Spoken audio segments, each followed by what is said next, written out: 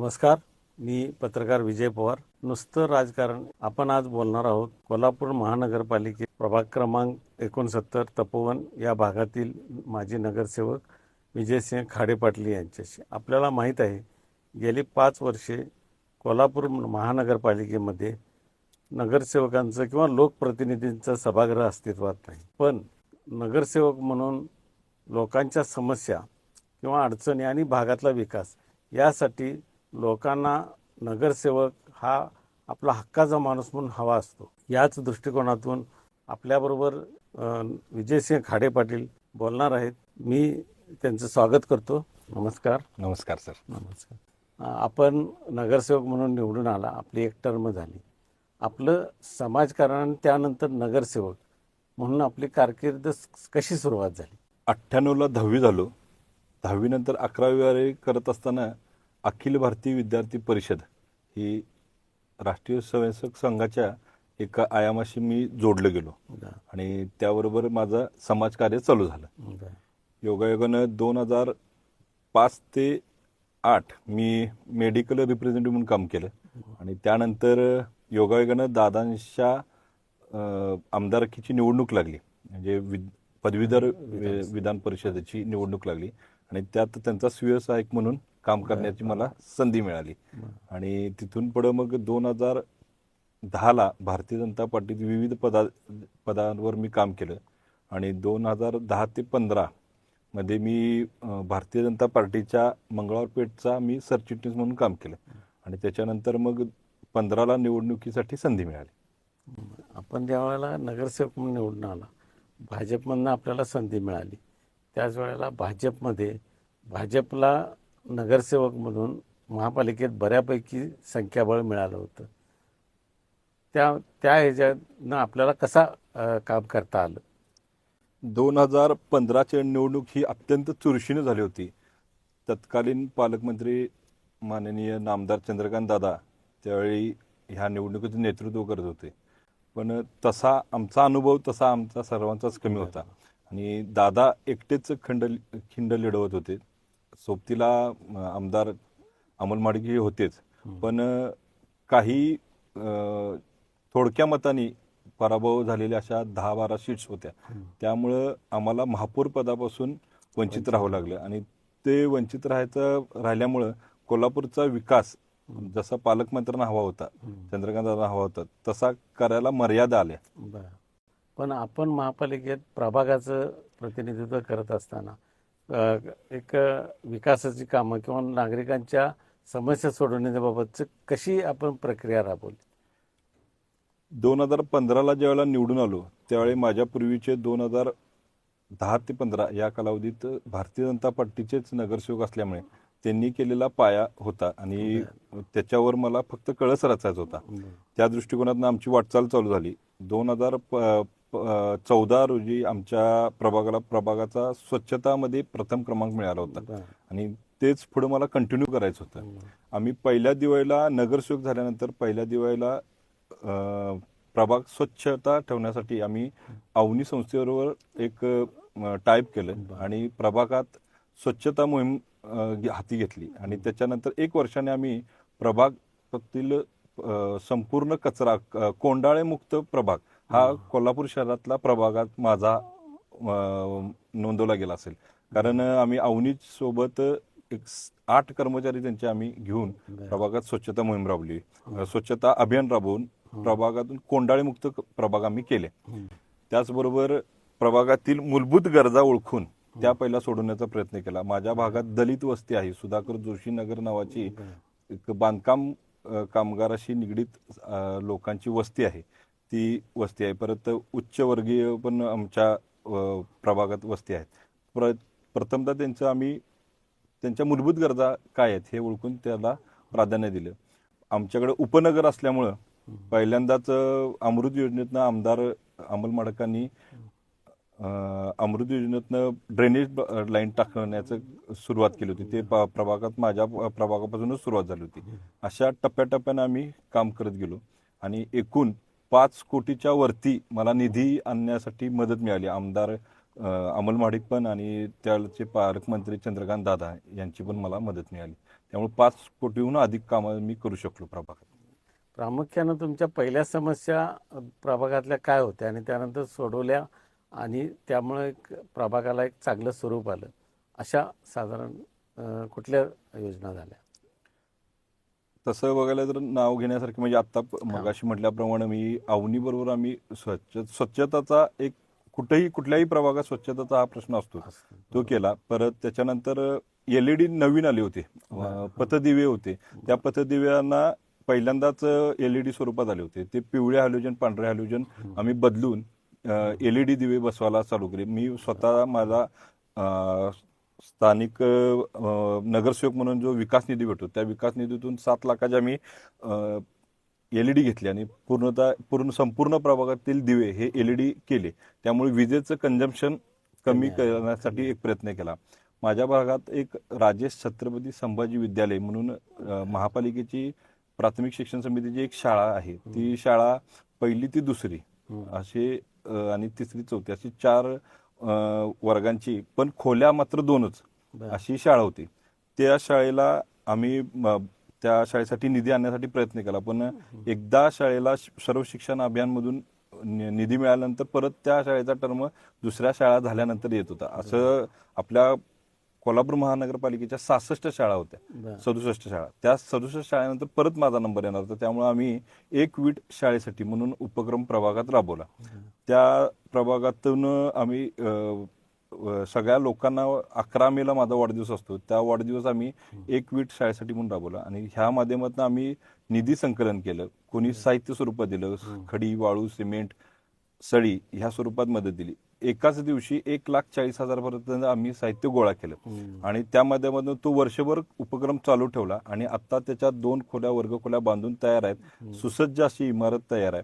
आम्ही समाजातील ज्या दानशूर संस्था आहेत, म्हणजे रोटरी क्लब असेल, इनर व्हील क्लब असेल, लायन्स क्लब असेल, अशा लोकांच्याकडून आम्ही शाळेला वेळोवेळी मदत घेतली. आमच्यात युवराज पाटील म्हणून आहेत, आपल्या फायर अँड सेफ्टी कॉलेजचे संस्थापक आहेत, त्यांनी आमच्या शाळेला वॉटर प्युरिफायर दिले.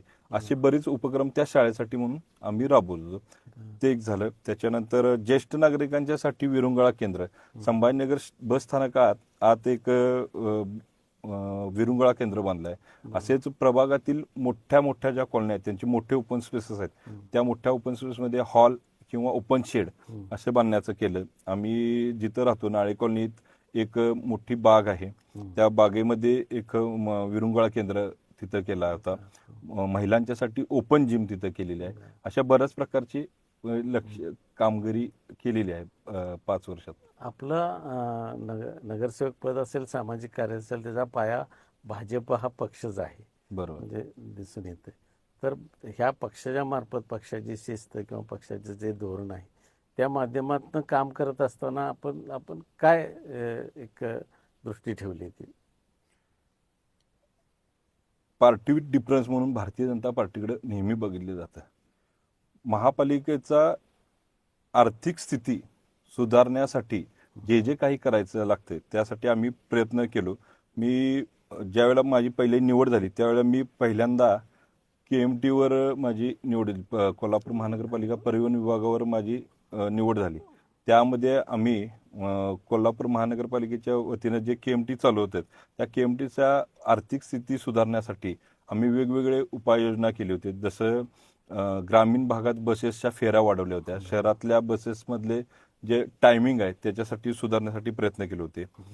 परत नंतर मी प्राथमिक शिक्षण समितीवर पण गेलो. प्राथमिक शिक्षण समितीवर आपण शाळेला एक सूत्रता आणण्यासाठी त्याच्यासाठी प्रत्येक शाळा एक सूत्रता असावी, म्हणजे त्याचे एका शाळेचा ड्रेस वेगळा, एका शाळेचा ड्रेस वेगळा असं.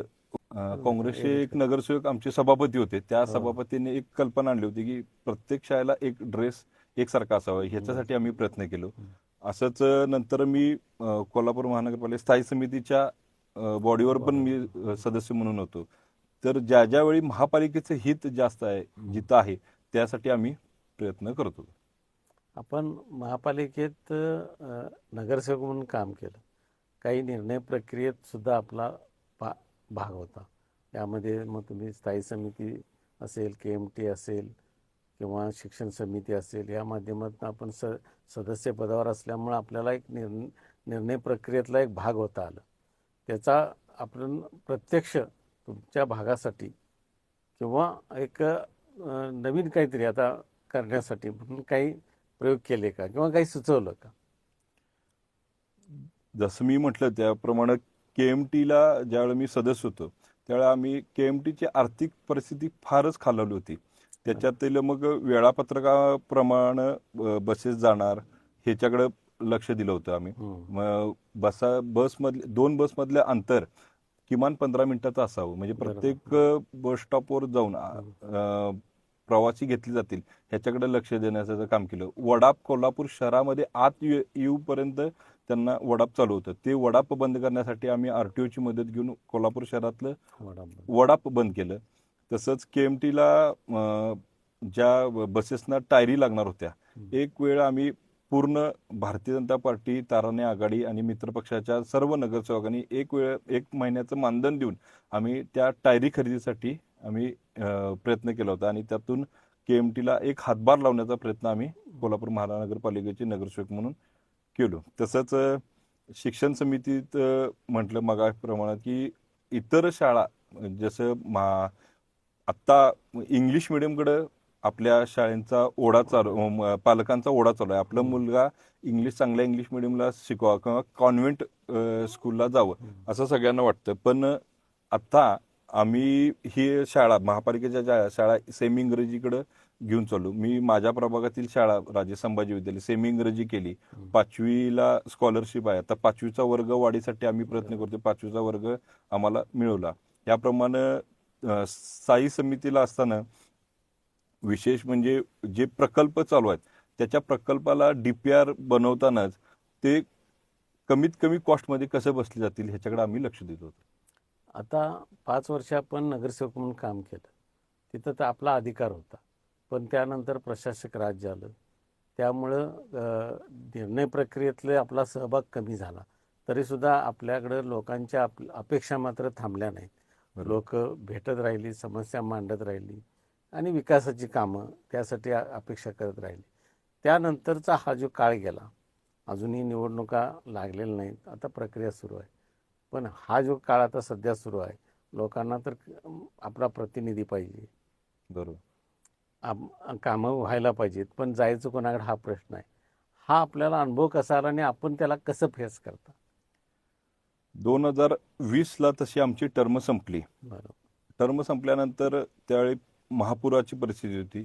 महापुरानंतर महामारी कोरोनाचा एक कालावधी आला. या कालावधीमुळे निवडणूक प्रक्रिया लांबली गेली आणि त्या दरम्यान निवडणूकच कुठली झाली नसल्यामुळं नगरसेवकच हा आपल्याला भागातील कामाच्या अडचणी सोडवू शकतो हे नागरिकांच्या एक मानसिकता असते.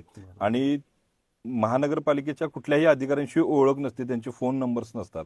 त्यामुळं नागरिक हे नगरसेवकाला आपल्या लोकप्रतिनिधींनाच संपर्क करतात. त्याप्रमाणे आपण महानगरपालिका म्हणून त्यांच्याशी डायरेक्ट संवाद साधून त्यांच्या अडीअडचणी सोडवण्यासाठी महापालिकेला आणि नागरिकांचा मधला दुवा म्हणून आम्ही काम केलो. नागरिकांचं जास्त काही काम नसते, नळ, रस्ते आणि गटर याच्यावरच त्यांचा फोकस असतो. सगळ्यात त्यांना महत्वाचं आहे दैनंदिन जीवनात पाणी.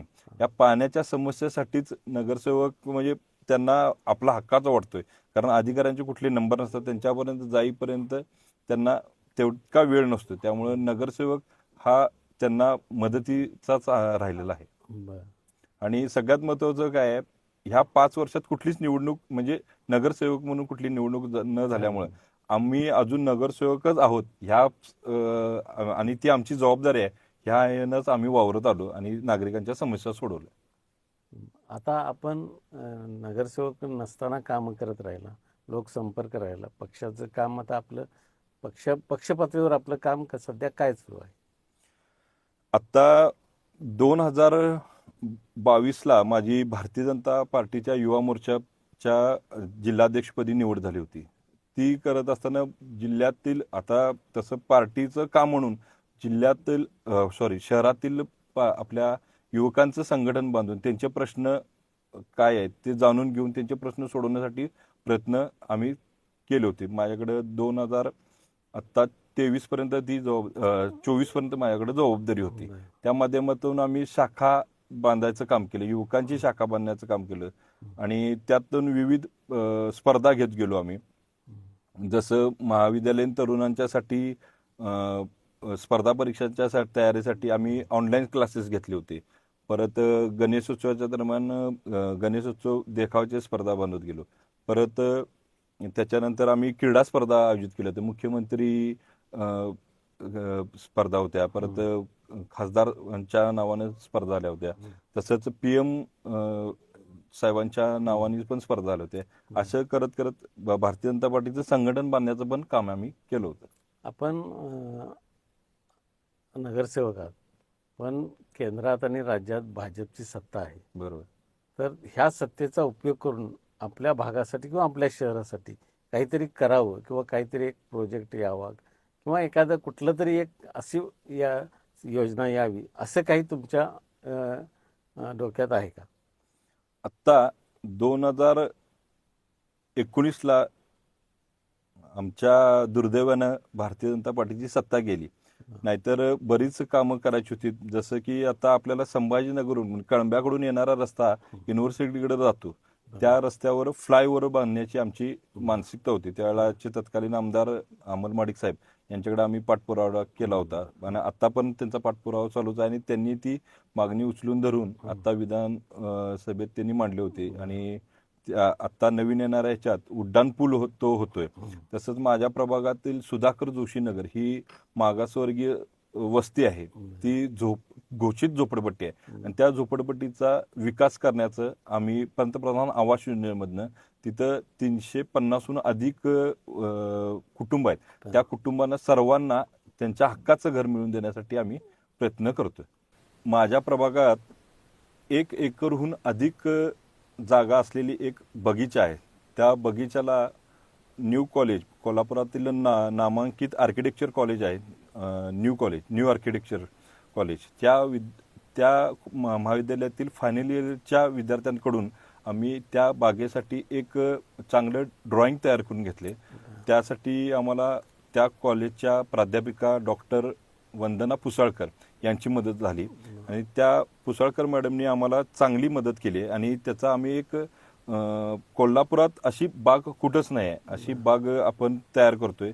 आणि त्यासाठी आमचे नामदार चंद्रकांत दादा पाटील आणि आमदार अमल महाडिक साहेब यांच्या मार्गदर्शनाखाली आम्ही त्याच्यासाठी 3 कोटीचा निधी आत्ता येणाऱ्या आर्थिक वर्षात आम्ही त्याच्यासाठी आणतोय आणि त्या बागेचा विकास करतोय.